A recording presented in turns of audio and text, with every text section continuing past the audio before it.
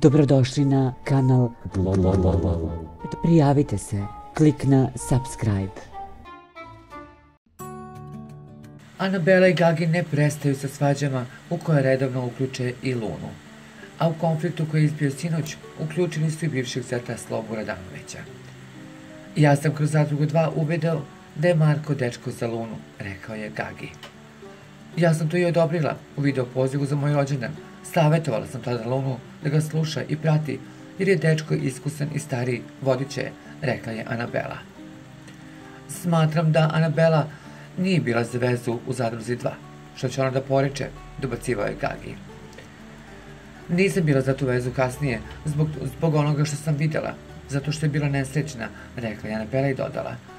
Tebi nije smetalo što ona plače i što je nesrećna, meni je to smetala.